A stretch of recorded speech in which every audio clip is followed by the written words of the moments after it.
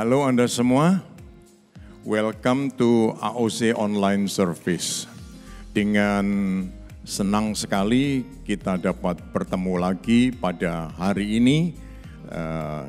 Dalam kesempatan kita dapat menyanyi, kita dapat menyembah dan juga mendengar firman Tuhan di samping kita mendapat kesempatan untuk memberi. Baik bagi Anda yang baru, Anda yang lama, maupun Anda yang Kristen ataupun yang bukan Kristen, marilah kita mau mengikuti acara Alpha Omega Church Online Service ini dengan kerendahan hati, dan kita berdoa supaya melalui kesempatan ini kita dapat diberkati oleh Tuhan. Dan ada sesuatu yang akan membangun diri kita ya untuk ke depan, memberi semangat, gairah, dan melihat mujizat Tuhan terjadi bagi kita semua. Tuhan memberkati. Welcome everyone to an AOC Online Service. Come on, let's celebrate today. Woo! Come on, if you feel like clapping, come on.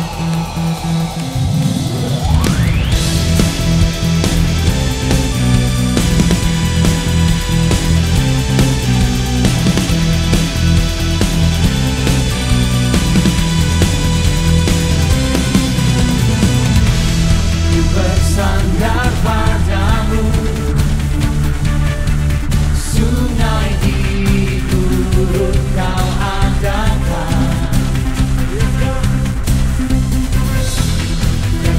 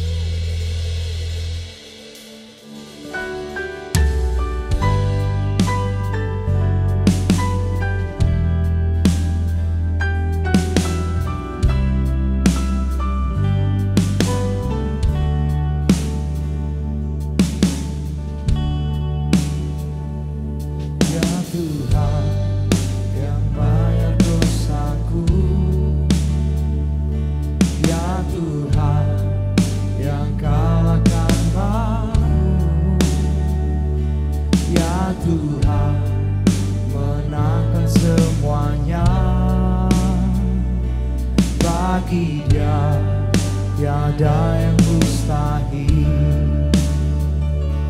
Dia Tuhan yang bayar dosaku. Dia Tuhan yang kalahkan maut.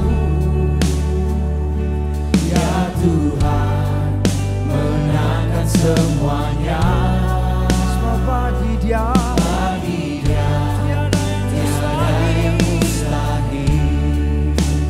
Ku akan menang bersamamu. Kemenangan telah Dia sediakan. Kemenangan di tangan kami. Tuhan Yesus di pihakku. Kamu yang percaya Yesus di pihak kita, the winning side. Dia Tuhan yang bayar dosaku. Come on, let's declare. Dia Tuhan yang kalahkan maut. Sebab Dia Tuhan, menangkan semuanya. Atas segalanya. Sebab bagi Dia tiada yang mustahil.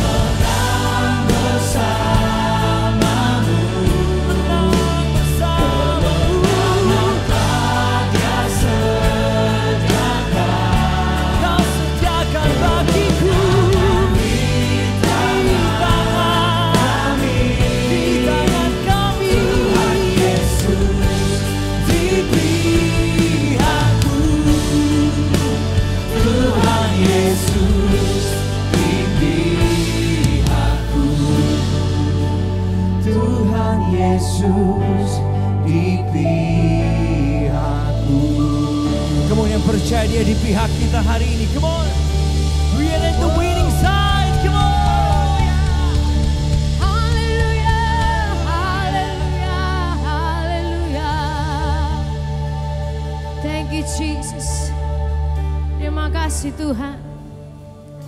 Bapak Ibu Saudara sekalian di ruangan dimanapun saudara berada. Di momen ini kita diingatkan, kita punya Tuhan pemenang yang menyertai setiap kehidupan saudara. Dia sudah memenangkan segala-galanya buat kehidupan saudara dan saya. Melalui karyanya, melalui apa yang dia lakukan, kalau dia bisa mati kemudian dia bangkit buat setiap kehidupan kita. Tidak ada hal yang tidak bisa dia lakukan buat hidup saudara dan saya saat ini. So, Bapak Ibu Saudara sekalian, di momen ini kita akan peringati dengan mengambil bagian dalam perjamuan kudus. Anda boleh siapkan roti saudara dan Anda boleh siapkan minuman yang sudah Anda siapkan di rumah saudara masing-masing. Bapak Ibu Saudara sekalian, di momen ini, di saat ini, saya mengajak kita bersama-sama untuk benar-benar fokus kepada apa yang Yesus sudah lakukan buat saudara dan saya. Kadang-kadang dunia sekitar kita, kenyataan kita mungkin gak sesuai dengan apa yang kita harapkan kadang-kadang. Bapak Ibu Saudara sekalian, pengharapan itu tidak pernah hilang. Karena Tuhan pemenang berjalan bersama dengan saudara dan saya. Tuhan pemenang yang sudah memenangkan segala-galanya, itu tetap pegang tangan saudara kuat-kuat. Dia tetap topang kehidupan saudara. Oh, dia tetap pegang kehidupan saudara. Dia tetap pegang keluarga saudara. Dia tetap pegang keuangan saudara. Dia tetap pegang pekerjaan dan bisnis saudara. Dia tidak pernah lepas kontrol. Dia tidak pernah kehilangan kendali. Dia selalu pegang setiap kehidupan kita. So, saat ini dengan memegang roti dan anggur ini di tangan kita masing-masing, bukti kemenangan ada di tangan saudara. Kita angkat roti ini lebih tinggi dari atas kepala kita sebagai lambang kita menghargai pengorbanan tubuh Kristus. Responi kalimat berikut ini dengan mengucapkan haleluya. Bukankah roti yang kita pecahkan, yaitu adalah persekutuan di dalam tubuhnya Kristus. Haleluya. Kita minum, makan bersama-sama di dalam nama Tuhan Yesus.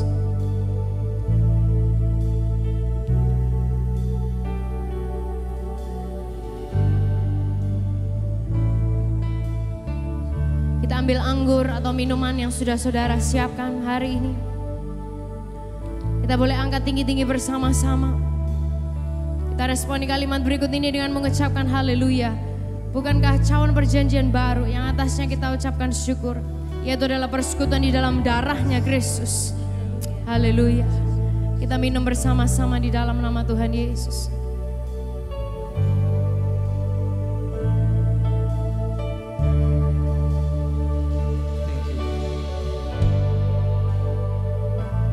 Dimanapun kita berada, kita tadahkan kedua tangan kita bersama-sama. Bapak Ibu Saudara sekalian, beberapa bulan terakhir ini kita belajar bahwa Tuhan itu maha hadir. Dia ada di setiap ruangan, dia ada di ruangan saudara masing-masing, dia ada di tempat ini. Bapak Ibu Saudara sekalian, Tuhan juga ingin menyatakan bahwa dia itu maha hadir secara waktu. Dia bukan Tuhan yang jauh dengan kita, dia bukan Tuhan yang ya pokoknya diam aja nungguin gak tahu gimana. Bapak Ibu Saudara sekalian, dia ada dari selama-lamanya sampai selama-lamanya. So, waktu dia mati di atas kayu salib, Alkitab bilang waktu kita gak ngerti apa yang baik, waktu kita masih berdosa, dia sudah mati buat kita untuk dosa kita yang dulu, dosa kita yang hari ini, dan dosa kita yang akan datang. So, kalau dia maha hadir secara waktu, Bapak Ibu Saudara sekalian, berarti kemenangannya itu masih mutlak dulu, hari ini, dan sampai selama-lamanya. So, kalau di hari-hari ini Anda mungkin belum lihat kemenangan, Anda lagi lihat sesuatu yang justru tantangan, Anda lagi lihat mungkin ini lagi struggle di dalam kehidupan saudara. Bapak Ibu Saudara sekalian, dia tidak pernah lepas kontrol. Dia tetap Tuhan pemenang. Dan malah di momen ini kita bisa memperkatakan kemenangan untuk kehidupan kita untuk hari-hari yang belum kita lihat sekalipun. Bila kita bisa memperkatakan kemenangan untuk hari yang belum saudara lihat. Saudara bisa perkataan kemenangan buat pekerjaan saudara, buat keuangan saudara, buat keluarga saudara, buat semua aspek kehidupan saudara. So, di momen ini, angkat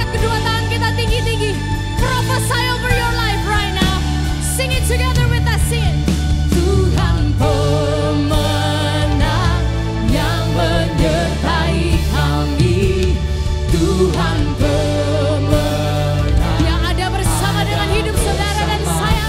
Right in this moment, come on. Pasukan surga ada di belakangku. Tuhan pemenang bersama. Berkatakan buat pekerjaanmu, buat keluargamu, buat aspek kehidupanmu, come on. Pemenang yang menyertai kami. Tuhan pemenang ada bersama kami. Pasukan surga ada di belakangku. Tuhan pemenang bersamaku. Tuhan pemenang. Tuhan pemenang yang menyertai kami. Tuhan pemenang ada bersama kami. Pasukan surga ada di belakangku. Tuhan pemenang bersamaku. Ku akan menang bersamamu. Deklarasikan buat hidup kita masing-masing, come on. Dia sediakan Yes, di dalam nama Yesus. kemenangan di tangan kami. Tuhan Yesus di pihakku. Ku akan menang. Akan menang bersamamu. Kemenangan Dia sediakan. Kemenangan di tangan kami. Katakan Tuhan Yesus. Tuhan Yesus di pihakku. Tuhan Yesus di pihakku. Tuhan Yesus. Tuhan Yesus di pihakku. Katakan bersama-sama dengan iman. Tuhan Yesus di pihakku.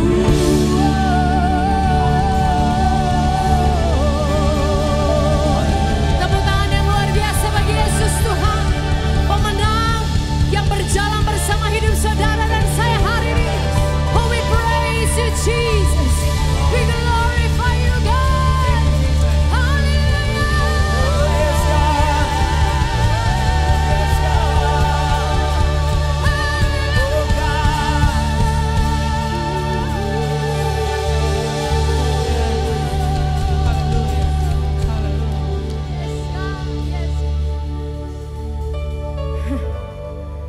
Right in this moment, there's a shout of victory.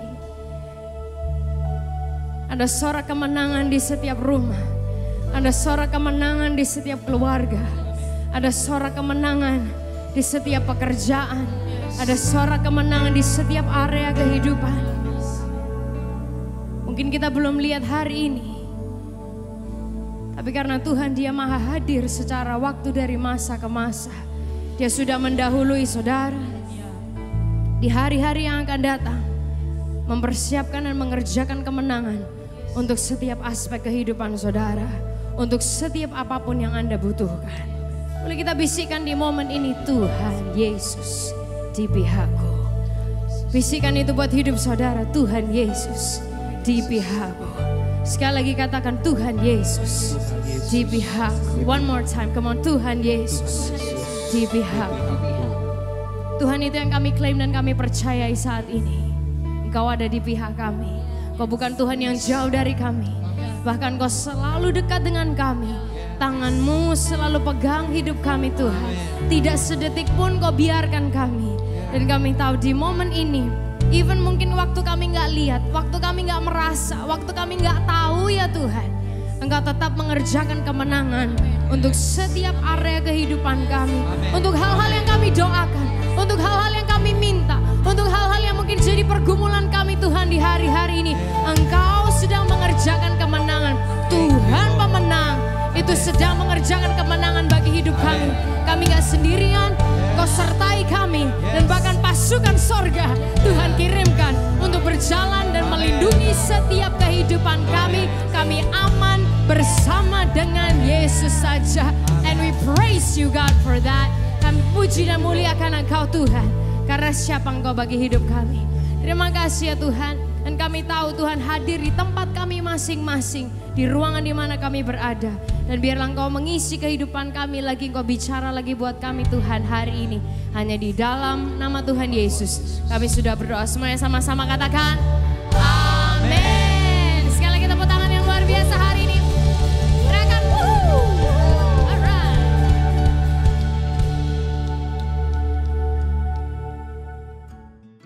Hello everyone, thank you for singing and worshiping with us. Dan berikut ada beberapa highlight yang perlu saya sampaikan, yaitu kalau ini adalah pertama kalinya kita bergabung dan menonton online service dari Alpha Omega Church and wants to connect with us, gimana caranya? Kita bisa kontak nomor yang ada di layar berikut. Jadi jangan sungkan-sungkan, oke?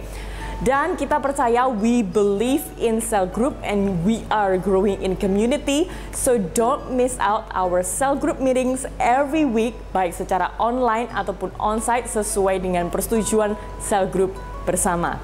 And while we are on the channel, why don't we like, subscribe, and don't forget to share link ke kawan-kawan kita yang membutuhkan, dan kawan-kawan kita yang mungkin merasa bakal diberkati lewat serial ini. Jangan lupa dan jangan sungkan-sungkan, sekali lagi mari kita share link ke kawan-kawan kita. So, enjoy the rest of the service. God bless you. Feb, aku mau Iya. cerita. Apa? Jadi sebentar lagi aku kan mau merit. Dan calon mertuaku suruh aku untuk cari tanggal yang bagus untuk tanggal pernikahan. Emang perlu ya kita cari tanggal yang bagus untuk pernikahan? Kayaknya semua tanggal itu bagus deh. Perlu ya? Perlu. Bentar. Hitung dulu.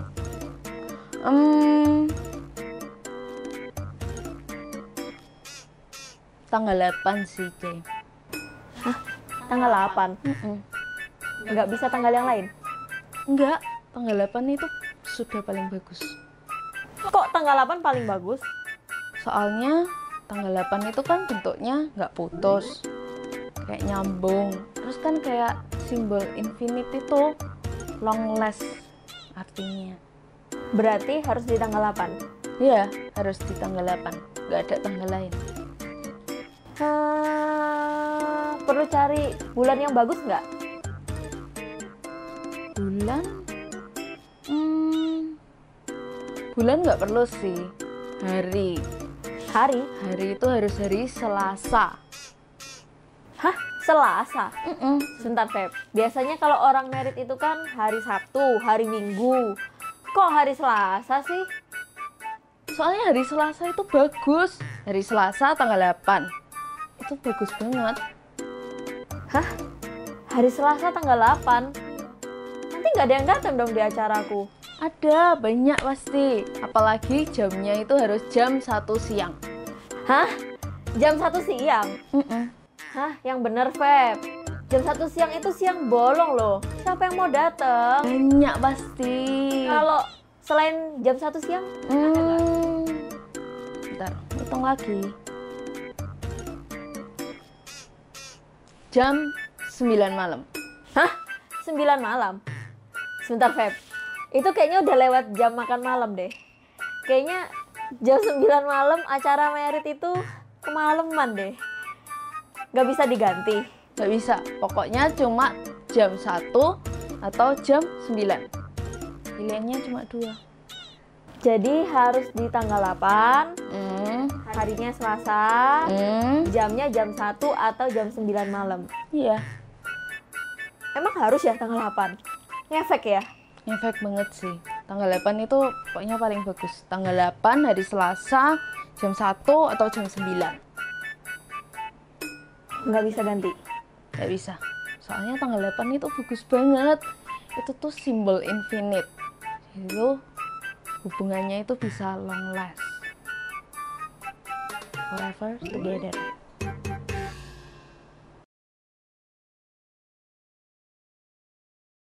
Halo, perkenalkan nama saya Stefani dari AOC DKT. Saya sangat bersyukur saya bisa melayani di AOC. Saya bergabung di AOC sejak awal 2019. Awalnya saya bingung harus bekerja di mana. Saat itu saya belum terlalu mengenal banyak orang di Surabaya. Namun, saya sangat bersyukur ada teman-teman yang welcome dengan kedatangan saya, sampai akhirnya saya diajak gabung ikut Komsel dan ikut kelas pemuritan. Saat diajak, awalnya saya sangat ragu. Namun, saya diyakinkan berulang-ulang lewat firman Tuhan yang dibawakan setiap minggunya, bahwa saya perlu terus belajar dan bertumbuh bersama saudara seiman di gereja lokal. Saya mendapatkan pesan-pesan baru yang fresh dan sangat powerful setiap minggunya dan itu selalu memberkati saya. Akhirnya, saya memutuskan untuk mengikuti kelas pemuritan. Sampai akhirnya saya bersyukur bisa dipercayakan pelayanan dan saya bisa mengembalikan talenta yang Tuhan beri untuk Tuhan. Terutama saya berterima kasih buat tim gembala yang memberi kepercayaan dan mendukung dalam pelayanan. Segala kemuliaan bagi Tuhan Yesus. Terima kasih, Tuhan Yesus memberkati. Tiba saatnya kita mendapat kesempatan untuk memberi dan saya ingin menyampaikan sedikit penjelasan kepada Anda semua tentang memberi supaya jangan sampai ada salah pengertian. Ya, saya berpuluh-puluh tahun menjadi hamba Tuhan dan saya hampir tidak pernah mengkhotbahkan tentang perpuluhan kepada jemaat. Tiba satu saat saya disalahkan oleh beberapa orang. Dia berkata, wah Bapak tidak mengajarkan kebenaran kepada kita. Saya jadi, waduh, jadi rasa tidak enak ya. Ternyata ada banyak sekali orang yang membutuhkan penjelasan tentang perpuluhan, persembahan perpuluhan dengan benar dan baik. Karena ada juga kesimpang siuran. Nah, untuk itu saya ingin menyampaikan kepada Anda semua, di Alpha Omega Church mengajarkan tentang keuangan dan itu sudah sangat tepat sekali. Karena kita diajarkan bagaimana menghormati, mengasihi Tuhan dan sesama. Sehingga tidak akan kelewatan. Kalau kita memberi kepada Tuhan, kita juga mengerti memberi kepada sesama. Nah, kita memperhatikan Tuhan, kita memperhatikan keluarga kita. Sehingga semuanya terjangkau dengan baik. Ya. Nah, apakah benar perpuluhan itu diajarkan oleh Alkitab? Jawabannya pasti. Tuhan melatih umatnya di dalam Imamat pasal yang ke-27. Tuhan perlu melatih umatnya. Melatihnya dengan cara apa? Pasal 27 ayat yang ke-30 Tuhan mengajarkan tentang perpuluhan. Perpuluhan itu mulai dari Imamat 27 ayat yang ke-30, perpuluhan itu mulai dari tanah, dari hasil benih di tanah, dari pohon-pohonan. Dan ayat itu mengatakan adalah milik Tuhan, itulah persembahan kudus bagi Tuhan. Lalu kalau sampai ada orang akan menebusnya, dia harus menambahkan 1/5, artinya 2/10. Demikian juga dengan ternak, ayat 32. Mengenai segala persembahan persepuluhan dari lembu, sapi, kambing, domba. Ya, semuanya, dari semua yang lewat di bawah tongkat gembala, waktu dihitung, setiap yang ke-10 harus menjadi persembahan kudus bagi Tuhan. Tidak dipilih-pilih. Dan ayat 34 ditutup, inilah perintah-perintah yang diperintahkan Tuhan kepada Musa di Gunung Sinai untuk disampaikan kepada orang Israel. Tuhan mengajar. Kenapa Israel diajar begini? Karena Tuhan ingin umatnya tahu ada Tuhan di atas hidupnya. Oleh sebab itu dia diajar tentang ini. Nah, ini perjanjian lama. Mungkin ada yang berkata itu kan tempo dulu. Untungnya Alkitab tidak mencabut ayat ini dari kitab perjanjian lama. Kalau ada yang tidak ingin menggunakan ayat ini, mestinya imamat dirobek dari Alkitab kita. Tapi ternyata ini tetap dipakai hingga hari ini. Nah, saya ingin mengajak kita melihat di zaman Yesus. Di dalam Matius 23, ya Matius 23 ayat yang ke-23. Matius 23 ayat yang ke-23. Ini yang ada di zaman Tuhan Yesus. Ya. Matius 23 ayat yang ke-23. Tuhan berkata begini, celakalah kamu hai ahli-ahli Taurat dan orang-orang Farisi. Hai kamu orang-orang munafik, sebab persepuluhan dari selasih, adas, manis dan jintan kamu bayar. Tetapi yang terpenting dalam hukum Taurat kamu abaikan, yaitu keadilan, belas kasihan dan kesetiaan. Perhatikan kalimat ini, yang satu harus dilakukan dan yang lain jangan diabaikan. Saya ingin memberitahu kepada Anda, di zaman perjanjian lama sampai di zaman Yesus, lembaga yang sangat bergengsi adalah rumah Tuhan. Sehingga orang kalau datang ke rumah Tuhan cari kursi yang paling depan. Termasuk ahli Taurat, orang Farisi, kalau mereka masuk ke rumah Tuhan, mereka sangat memperhatikan tentang membayar perpuluhan. Mereka sangat memperhatikan. Tetapi mereka mengabaikan bagian yang lain, yaitu tentang keadilan, belas kasihan dan kesetiaan. Jadi mereka masih belum peduli dengan love God, love people. Tapi kita diajarkan mengasihi Tuhan, mengasihi sesama. Ya, memperhatikan Tuhan, memperhatikan sesama. Nah, ini seimbang. Bukan di yang mana yang diringankan, tidak. Tuhan mengingatkan love God, love people, kasih Tuhan, kasih sesama, itu hukum Tuhan. Nah, ini yang perlu kita perhatikan. Saudara-saudara, lembaga yang bergengsi waktu itu hanya rumah Tuhan. Sekarang lembaga yang bergengsi itu banyak. Antara lain apa? Yayasan-yayasan, yayasan sosial, yayasan kemanusiaan, yayasan anak yatim, yayasan apa sajalah bisa disebutkan.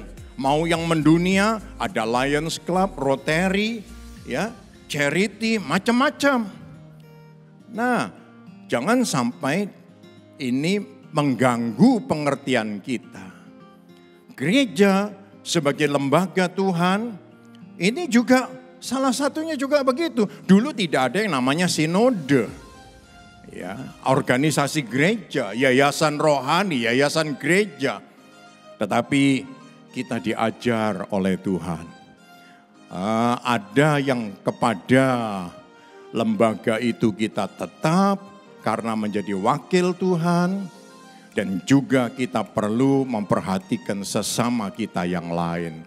Oleh sebab itu saudara-saudara, persembahan-persembahan yang disampaikan baik itu ke rumah Tuhan, yang pengertiannya kepada lembaga, ya, itu bukan berarti tidak sampai juga kepada orang-orang yang berkekurangan. Untuk kemanusiaan tetap ada, ya. Dan ini kita mesti perhatikan dari kita masing-masing. Kita juga perlu memperhatikan membagi kepada Tuhan itu tetap. Yang Tuhan minta 1/10 dan yang lainnya kita sediakan. Oleh sebab itu AOC sekali lagi mengajarkan tentang keuangan sangat baik, dan belajarlah untuk mentaatinya supaya kita lebih terdidik, ya, lebih terdidik dan kita tidak terombang-ambing dengan paham-paham yang lain. Ya, ini adalah kesempatan yang baik bagi Anda untuk menyampaikan persembahan perpuluhan Anda yang sangat berguna untuk menjembatani banyak orang datang kepada Yesus. Dan juga ingat, pedulilah dengan sesamamu yang lain. Mari kita berdoa bersama-sama untuk ini. Tuhan Yesus, kami datang kepada Tuhan dengan rasa syukur dan terima kasih. Tuhan memberikan kami pengertian dan sadarkan kami Tuhan bahwa kalau kami memberi itu bukan karena kami memberi dari yang kami punya, tetapi karena kami memberi dari yang Tuhan percayakan kepada kami. Dan kami berterima kasih Tuhan mau mempercayai kami sebagai bendahara Tuhan, dan kami mau melakukannya dengan sebaik-baiknya.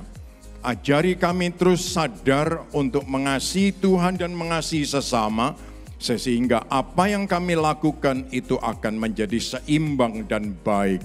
Terima kasih Tuhan, Tuhan memberkati setiap taburan anak-anak-Mu, dan yakinkan kami apa yang kami buat menyenangkan Tuhan.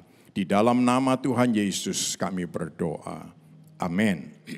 Bagi Anda yang ingin menabur di AOC, ada nomor rekening di sini tertera, dapat Anda gunakan baik yang di AOC Jakarta, Palangkaraya, Duku Kupang, ataupun di Darmo Permai. Gunakan nomor-nomor yang ada. Dan bagi Anda yang hari ini mengikuti acara online service ini ingin menabur di AOC, silakan juga menggunakan salah satu nomor rekening yang ada di sini ya. Tuhan memberkati. Dan bagi Anda tentunya yang sudah bergereja dan ada gereja lokal Anda, perhatikan gereja lokal Anda dan kirimlah persembahan ke tempat masing-masing. Dan bila Anda ingin menabur di sini pun ada nomor rekening yang dapat Anda gunakan. Tuhan memberkati kita semua. Welcome semuanya ke brand new series di seluruh Alpha Omega Church yang kita namakan Horror Christians. Wow, apa nih ya kan? Apa yang dibahas? Terus kenapa bahas ini? Apa maksudnya? Kok Kristen horor? Ya kan, apa Kristennya yang horor atau orangnya atau Tuhannya yang gimana-gimana atau apa nih, ya kan? Nah, Bapak Ibu Saudara sekalian, di tahun lalu waktu kita mempersiapkan topik pembahasan kita sepanjang tahun 2020 ini, waktu itu kita berpikir nih gitu, di bulan Oktober ini kebetulan ada Halloween. Nah, cuman perhatikan ini dulu, ini disclaimer dulu, seri ini bukan tentang mendukung atau melawan Halloween. In fact, it's not about Halloween at all. Sama sekali bukan tentang Halloween sama sekali, belas ya kan.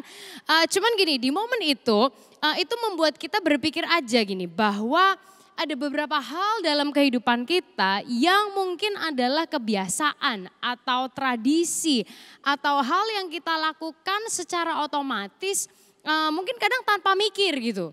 Mungkin juga karena sudah terbiasa, jadi kita udah gak mikir itu lagi. Atau juga hal-hal yang seringkali kita lakukan tanpa mengetahui, tanpa memahami kenapa kita melakukan hal itu. Salah satu contoh yang gampang tuh mungkin Bapak Ibu Saudara sekalian, kalau kita mau pakai kaos kaki ya, kita kan udah gak mikir ya kanan dulu atau kiri dulu. Ya kan, mau pakai sepatu juga gak mikir dulu kanan dulu atau kiri dulu gitu. Karena sudah out of habit aja, udah kebiasaan. Nah, tapi yang akan kita bahas bukan hanya hal sekedar pakai kaos kaki atau pakai sepatu ya kan, karena kayak what, nggak penting banget.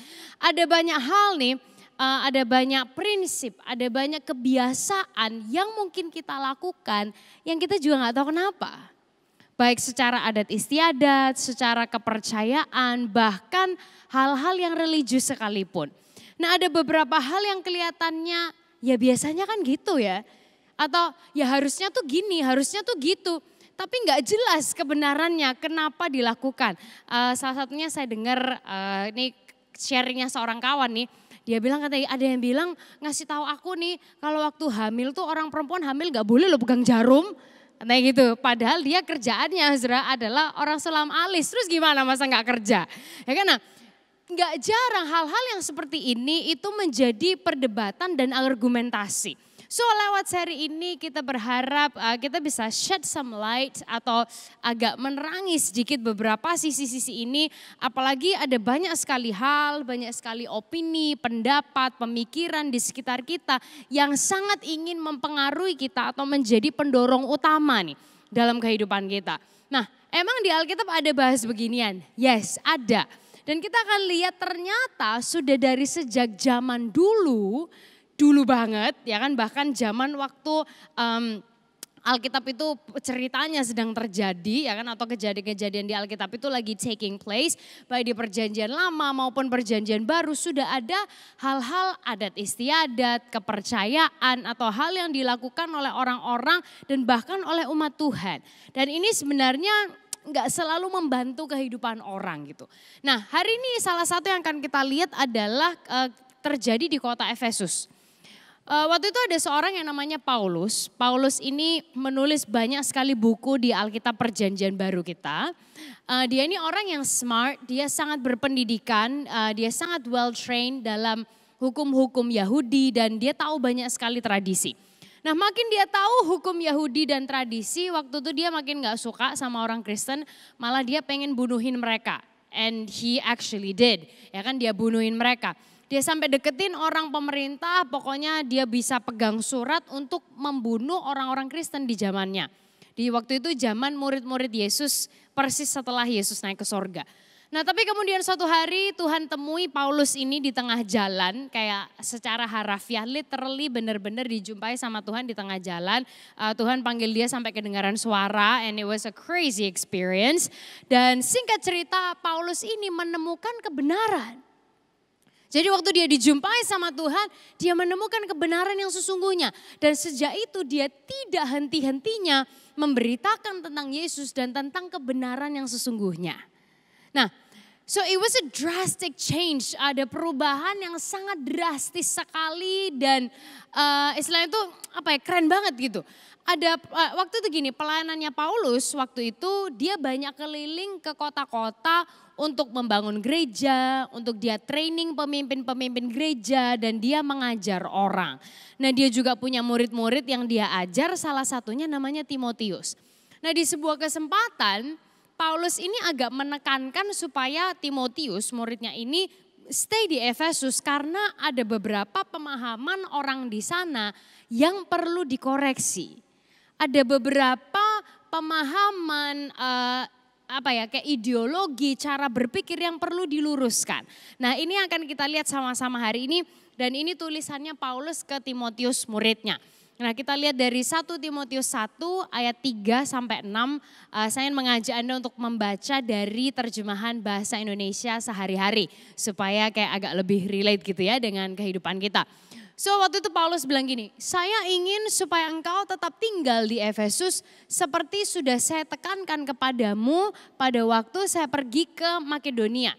Sebab di Efesus ada beberapa orang yang menyebarkan ajaran yang tidak benar dan engkau harus menghentikan mereka.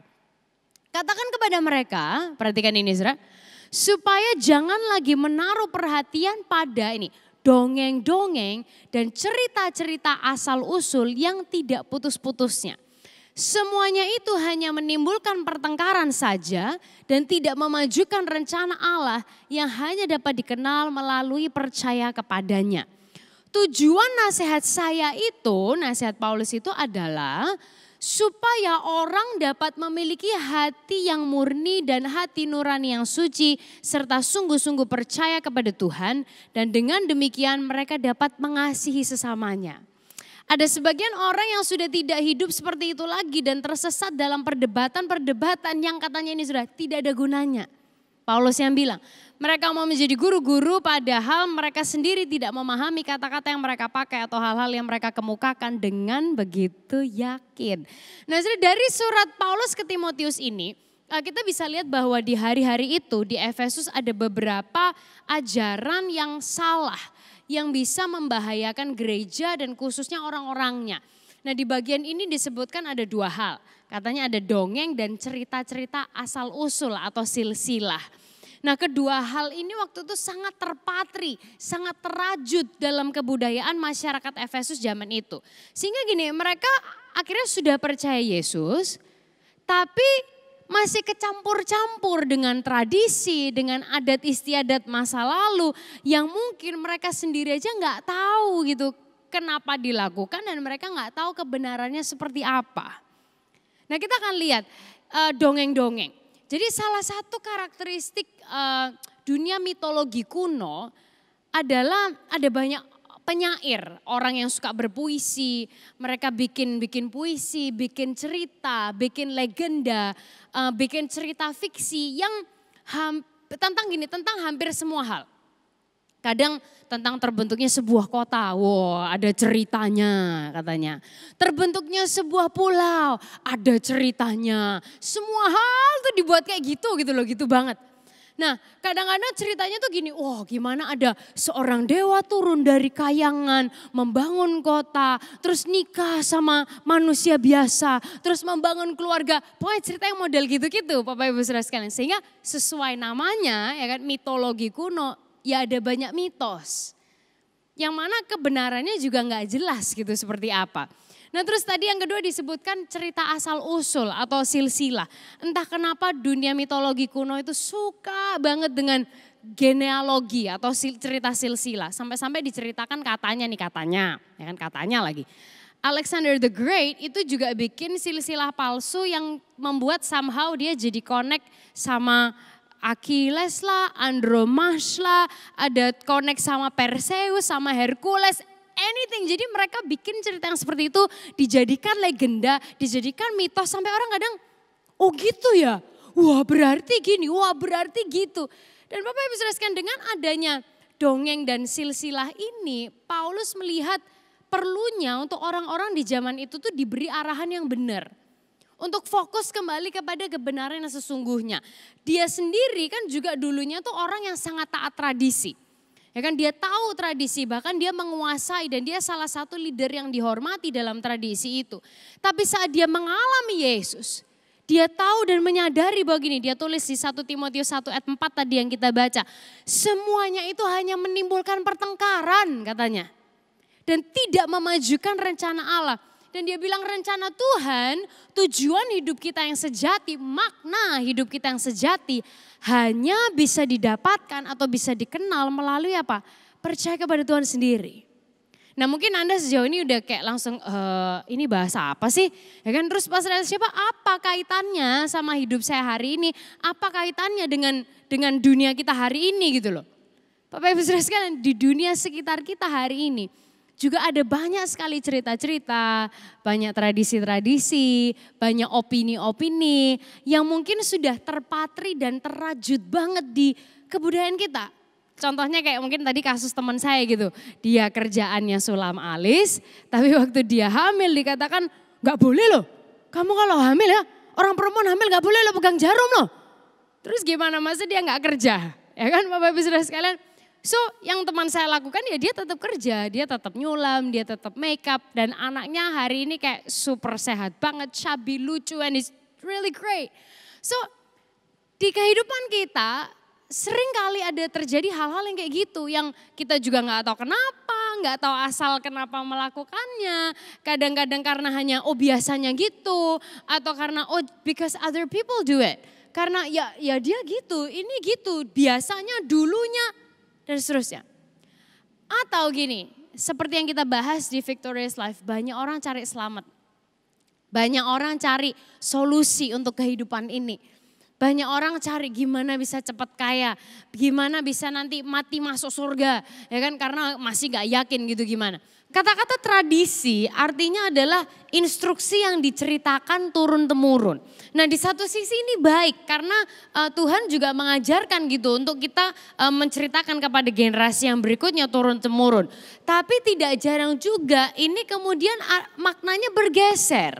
Bergeser menjadi gini, tradisi manusia dari pemikiran manusia yang disadari atau tidak membebani diri dan kehidupan manusia. Yang akhirnya mengambil kebebasan yang sudah Yesus berikan. Nah ini yang perlu kita ingat hari ini Bapak Ibu Saudara sekalian adalah ini. Just because something is popular doesn't always mean it's true.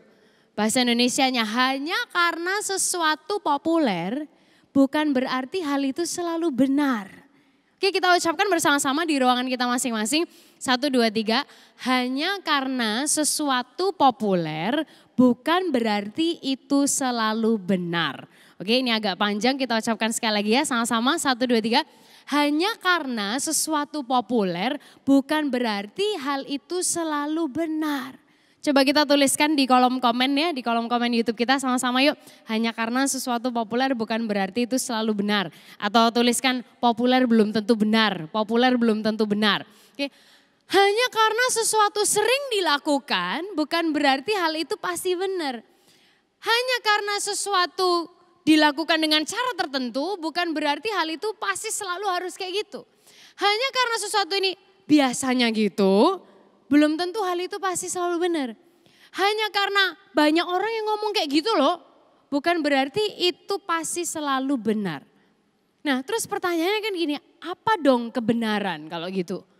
Di mana kita cari kebenaran yang sesungguhnya nih?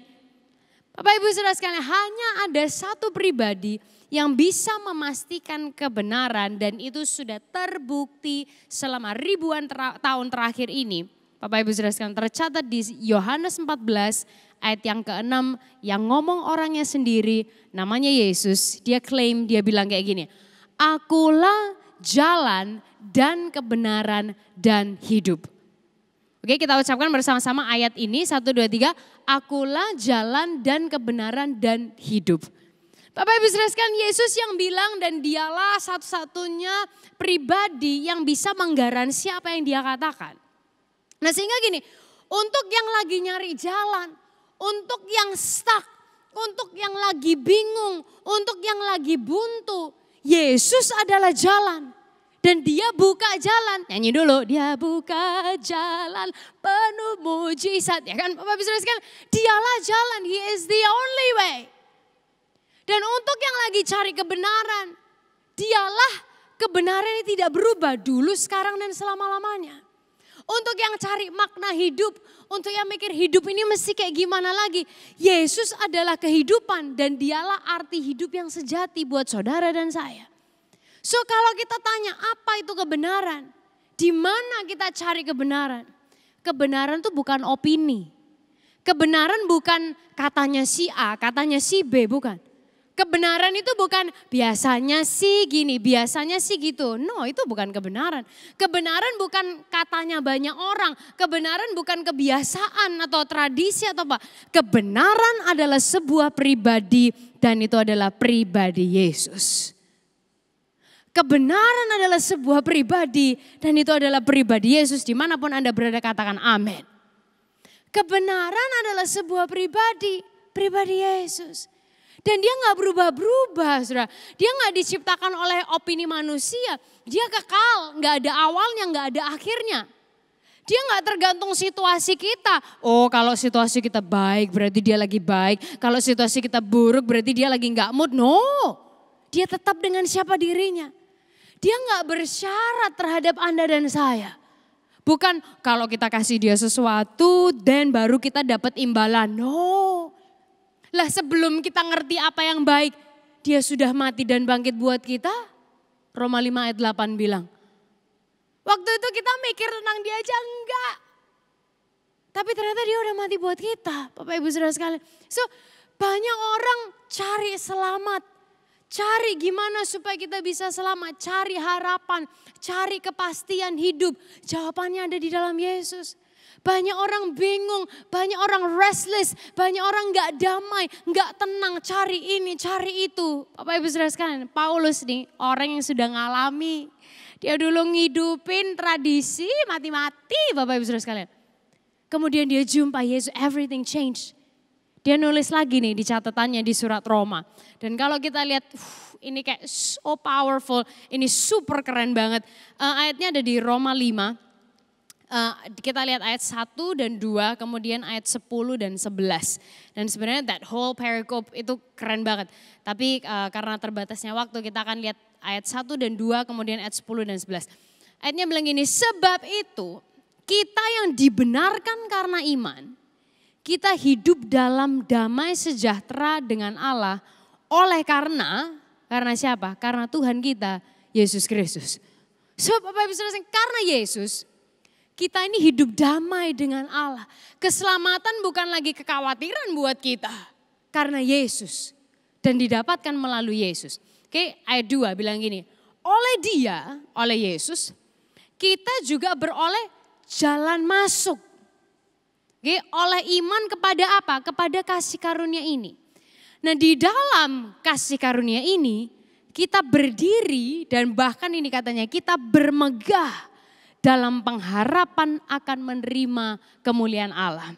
Ayat yang ke-10 berkata gini, sebab jikalau kita ketika masih seteru, maksudnya masih musuh, kita diperdamaikan dengan Allah oleh kematian anaknya. Lebih-lebih kita yang sekarang telah diperdamaikan pasti akan diselamatkan oleh hidupnya. Katakan amin. Amin. Dan bukan hanya itu saja, kita malah bermegah dalam Allah oleh Yesus Kristus Tuhan kita. Sebab oleh Dia kita telah menerima pendamaian itu.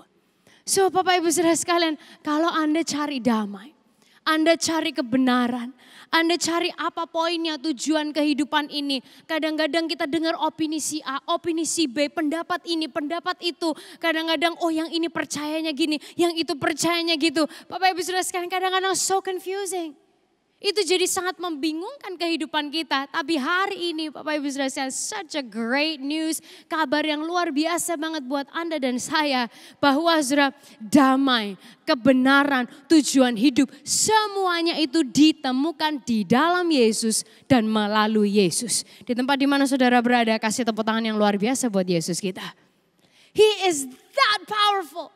So Bapak Ibu Saudara sekalian, Anda mau cari damai, Anda mau cari tujuan hidup, Anda mau cari hidup ini harusnya gimana, ini baiknya gimana, itu baiknya gimana. Aduh jangan sampai loh nanti kita ya tertimpa sial ya, aduh jangan sampai itu gak baik. Bapak Ibu Saudara sekalian, everything is found in Jesus. Dan apa yang sudah dia kerjakan buat hidup saudara dan hidup saya. Waktu dia digantung di atas kayu salib itu dia mati, kemudian dia bangkit buat Anda dan saya.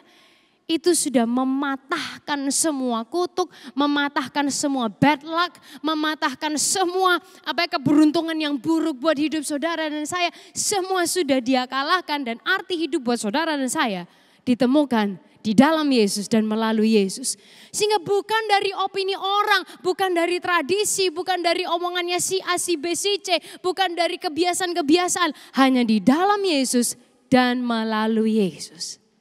Sehingga Alpha Omega Church saya berharap hari ini jadi kayak sebuah teaser ya, sebuah penggelitik pikiran kita bahwa gini, hanya karena sesuatu populer bukan berarti hal itu selalu benar. Oke, kebenaran itu bukan opini, kebenaran bukan katanya, kebenaran bukan biasanya sih, kebenaran bukan kata orang. Kebenaran adalah sebuah pribadi dan itu adalah pribadi Yesus yang tidak berubah. So menghadapi banyaknya opini, adanya kebiasaan, kemudian banyaknya pandangan-pandangan, tradisi, dongeng, silsilah. Apa sih yang perlu kita lakukan? Ya kan, apa yang perlu kita lakukan sebagai orang-orang yang sudah ditebus? Bapak Ibu Saudara sekalian, ada 3 hal yang sangat simpel aja hari ini. Dan saya sekali lagi saya senang banget firman Tuhan karena Tuhan tuh selalu bikin firmannya tuh applicable buat kita. Yang pertama adalah gini, ask questions. Tanyakan pertanyaan-pertanyaan. Seperti yang lalu di awal kita sempat membahas tentang meragukan Tuhan. Kita boleh loh nanya tentang apa yang kita lakukan, asalnya dari mana. Jangan telan mentah-mentah Bapak Ibu Saudara sekalian, ask questions. Dan bersyukur banget di Alpha Omega Church kita ini diberi space untuk kita boleh ragu. Kita diberi ruang, kita diberi space untuk kita boleh nanya. Karena justru dari keraguan dan pertanyaan itu kita makin bertumbuh dalam pengertian dan kemudian dalam prakteknya. Tapi juga jangan sampai kita hanya jadi orang yang gak bisa dipuaskan atau hanya pokoknya cuma mau tanya terus debat terus. Bukan, itu keliru. Di minggu-minggu lalu kita juga diingatkan semakin kita mengerti bukan semakin kita jago debat, tapi kita makin jago mempraktekkan dalam kasih. Mengasihi Tuhan dan mengasihi sesama. So apa yang kita lakukan dalam kehidupan ini mungkin kadang-kadang hal yang jadi kebiasaan, jadi kadang-kadang tradisi, ask questions, tanyakan pertanyaan-pertanyaan. Dan kemudian setelah itu yang kedua adalah ini, check with the truth. Cek dengan kebenaran. Anda bisa notice, Anda perhatikan huruf besarnya. Itu bukan hanya sekedar tanda baca, tapi mengacu kepada the real truth, kepada kebenaran yang sesungguhnya. Dan sekali lagi, kebenaran itu bukan opini. Kebenaran itu bukan katanya si A, katanya si B. Kebenaran itu bukan biasanya gini, biasanya gitu, enggak. Kebenaran bukan katanya banyak orang. Kebenaran bukan hanya sekedar kenyataan. Kebenaran itu bukan hanya, loh faktanya gini, ini kebenaran.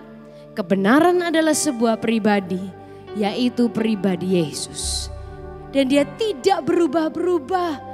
Dia tidak diciptakan oleh opini manusia. Dia kekal, gak ada awalnya, gak ada akhirnya.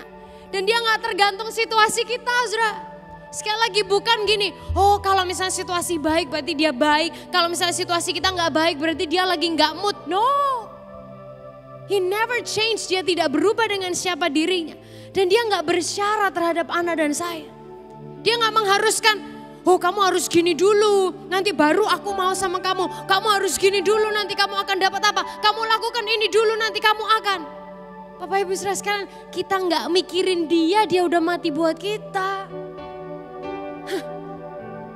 Kita gak ngerti apa yang baik, kita bahkan gak mikir ke arah sana.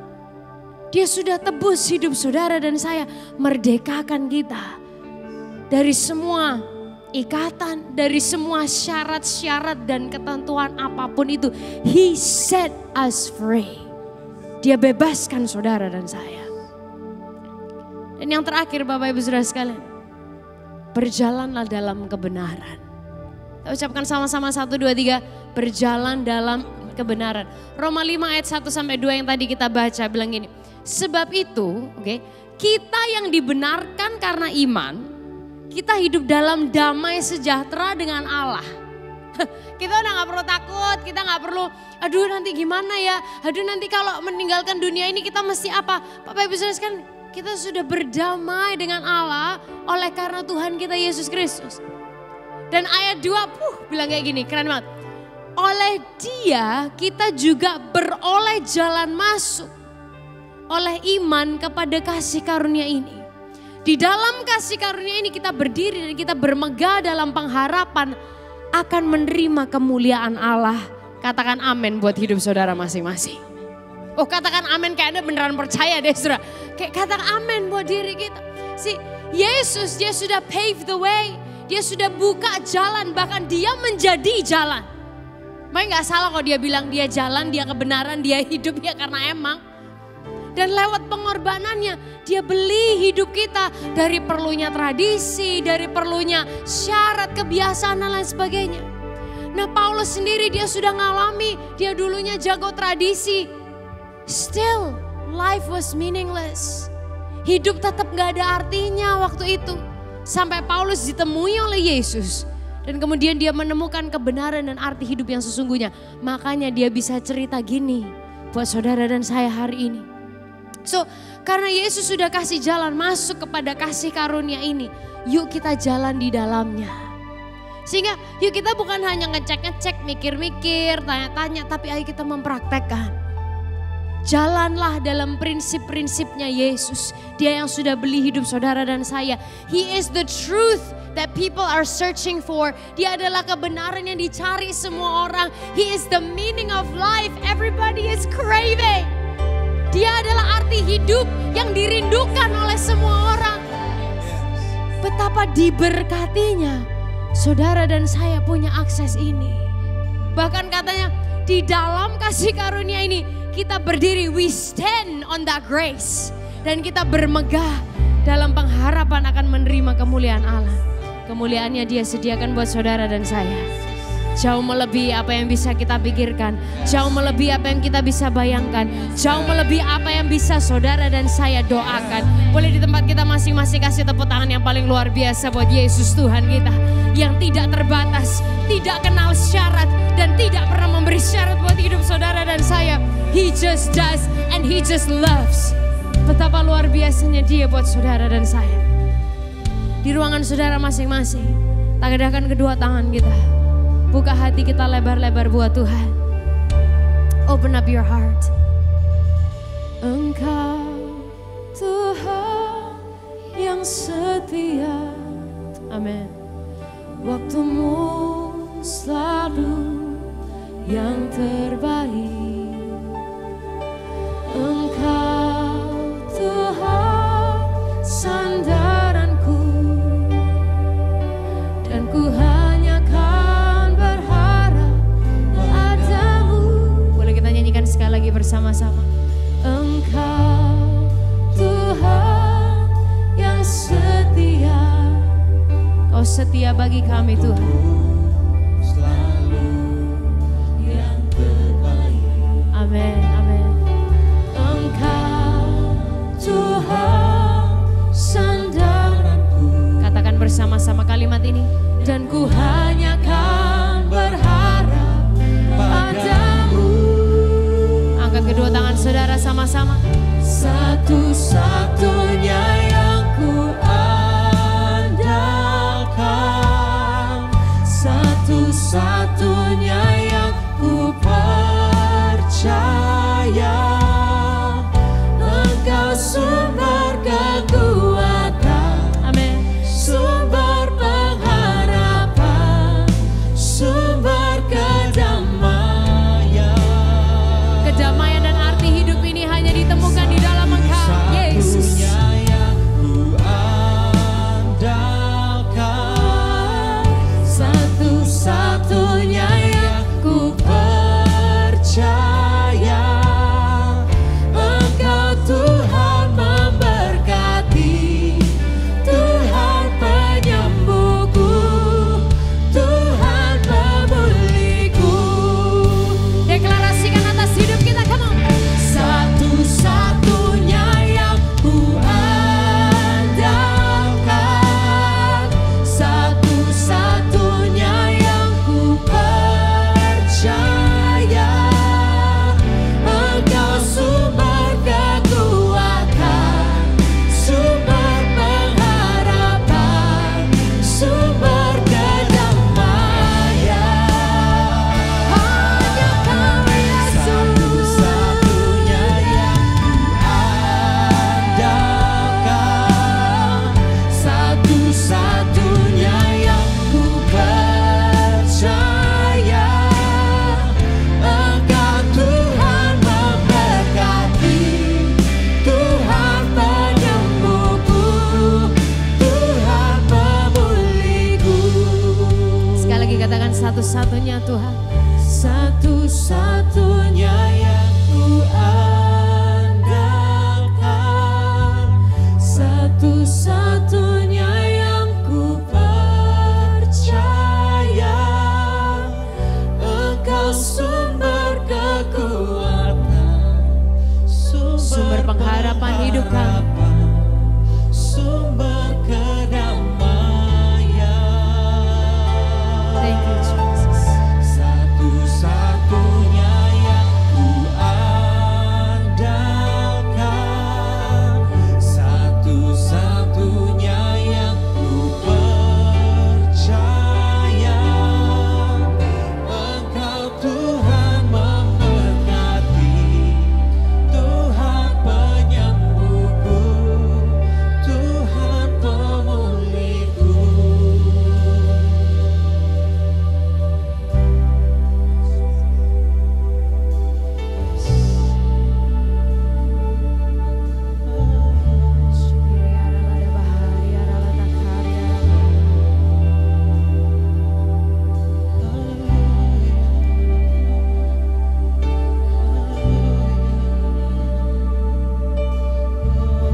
Di momen ini Bapak Ibu Saudara sekalian, ada banyak hati yang sudah beberapa minggu ini udah gak damai. Ada beberapa kehidupan, ada beberapa pikiran, ada beberapa jiwa yang sudah beberapa minggu ini restless, gak tenang, gak damai. Anda mulai lelah dengan hidup saudara. Anda mulai lelah dengan ketidakpastian. Anda mulai lelah dengan mungkin situasi yang saudara lihat.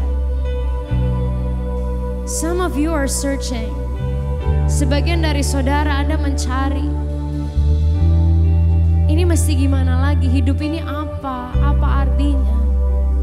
Sebagian dari saudara Anda udah mencari kebenaran, it's been years, bertahun-tahun. Dan kadang-kadang kita dengerin omongan 1, 2, 3, 4, 5. Atau kadang-kadang kita dibingungkan dengan suara-suara yang masuk ke dalam kehidupan kita. Pengen punya posisi dalam hidup saudara. Tapi bolehkah di momen ini, right now, right this moment, kita ambil waktu sejenak, 30 detik, 1 menit, kita tenangkan diri kita di hadapan Tuhan. Dengan segala kerendahan hati, bolehkah saya ajak kita untuk buka hati kita sekali lagi buat Tuhan. Saya nggak tahu apakah ini pertama kalinya Anda join sebuah ibadah yang seperti ini, atau saya nggak tahu ini udah ke berapa ratus ribu kalinya. Tapi boleh kita buka hati kita sama-sama di hadapan Tuhan. Izinkan damai-Nya tercurah atas hidup saudara. Izinkan Dia minister to you right now. Allow Him to touch you right now. Izinkan Dia menjamah hidup saudara dan saya sekali lagi saat ini. Menjamah pikiran saudara, menjamah hati saudara. Oh Jesus.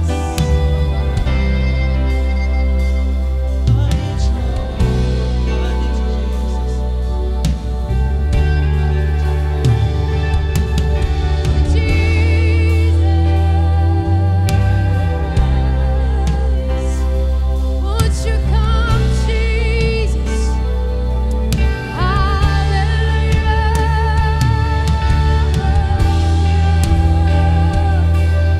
Come right now, Holy Spirit. Come, Holy Spirit.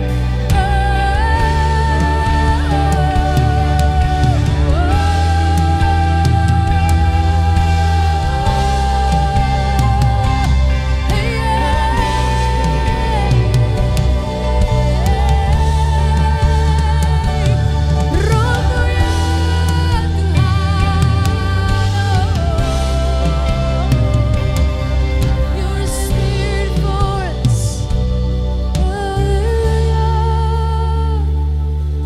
Kuasamu Tuhan. Your peace, your peace, your peace. Damai-Mu Tuhan. Damai-Mu Tuhan.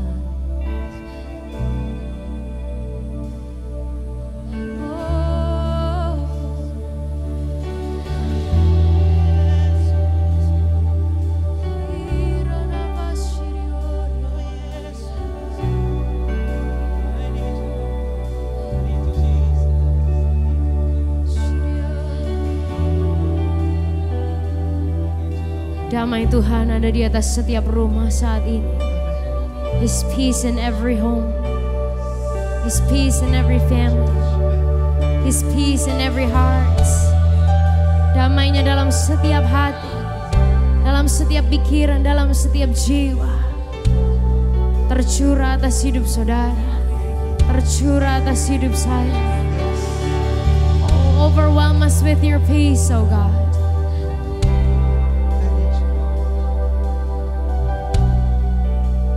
Thank you, Jesus. Thank you, Jesus. Thank you, Jesus. Thank you, Jesus.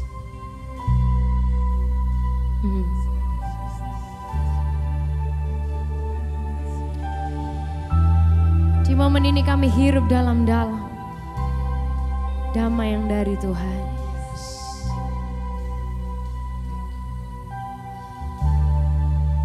You are the source of peace. You are the Prince of Peace. Kau Raja Damai yang bertahta atas setiap hidup kami. So Tuhan, di momen ini, untuk setiap hati yang mungkin udah lama restless, untuk setiap pikiran yang mungkin beberapa waktu ini udah kalut, aku berdoa mereka semua menemukan kelegaan dan damai di dalam pribadi Yesus saja. Pribadi kebenaran yang tidak pernah berubah. Pribadi kebenaran yang tidak ditentukan oleh kondisi, situasi, waktu, pandemi, whatever. Kau tidak berubah, You remain and you remain the same. Kau tetap dan kau tetap sama. Dulu, sekarang, sampai selama-lamanya. So Tuhan, di momen ini kami dedikasikan hidup kami sekali lagi kepada Tuhan.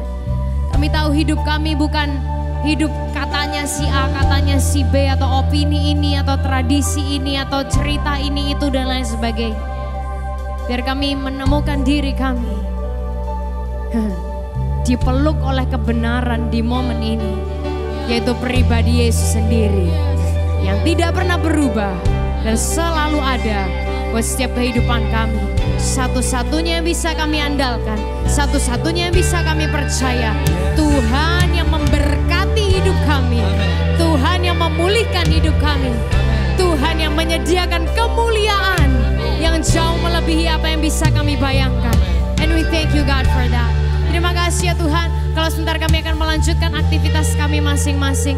Mari sekali lagi kita angkat kedua tangan kita tinggi-tinggi di hadapan Tuhan. Kita terima berkat Tuhan.